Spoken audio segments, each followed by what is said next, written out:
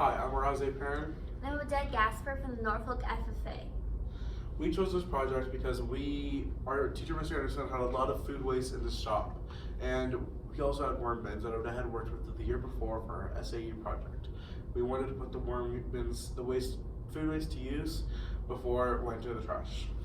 We also chose this project because it was a reachable project within our own classroom.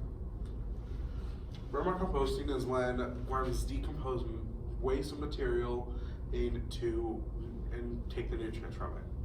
When worms take the nutrients from the waste, it becomes castings. And people will use the castings to plant in their gardens. The waste used can be many things, which is what we experimented with in this project, with eggshells, apple waste, and other things too. We also chose this project because it was an classroom-based project, and now that COVID has sparked, a lot of people have been doing home-based projects. Our independent variables were chicken eggshells, fruit cell, apple waste, and pumpkins from our FFA chapter's pumpkin carving. Our dependent variable was the pH level, and our control variable was the corner of the worm composting bin that had not been touched by the waste.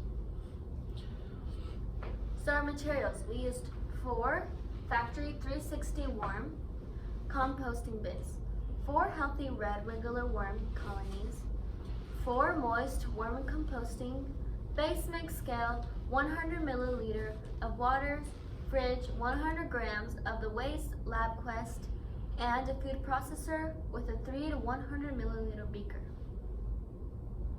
Our methods, we checked the worm factory 360 for moisture.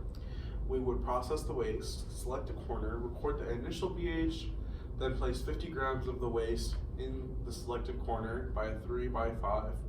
It's a 3x5 corner. Leave one corner for the control and check the pH after 7 days. Then after the 7 days, take the waste out, and then leave it for 7 more days, and then repeat 3-day times for trial 2. Our results, our starting pH level for control was 7.21. Our starting pH level for eggshells was a 6.64. Starting level for a pumpkin waste corner was a 7.77, and for apple waste was a 7.61. Our ending results for the pH levels, it increased for control at a 7.59, eggshells to an 8.55, pumpkin waste to an 8.58, and our apple waste corner to an 8.13. Some acknowledgements we would like to make is Martha Santos. She provided the chicken eggshells. Mr. Anderson, he provided the apple and pumpkin waste and the worm bins.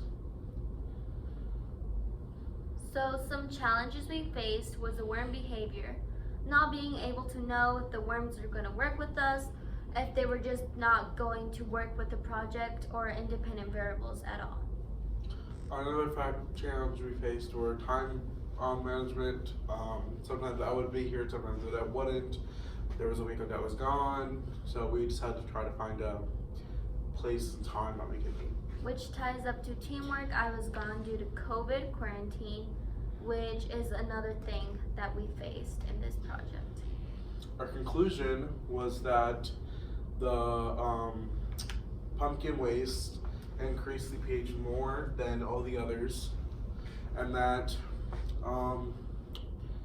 we found that some surprises were that the worms ate the eggshells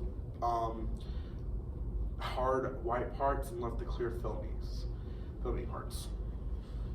We would like to test this project with more different independent variables other than just things like eggshells and apple waste that we had in our classroom. We could use things that are used every day, such as cardboard or even plastic. We would have to test that on our worms first. This simple project helped us realize that we can reduce our environmental footprint and waste that just ends up in landfills. We hope we can take this project into a bigger environment like an agriculture business. This project also teaches that even you can do something in your own home.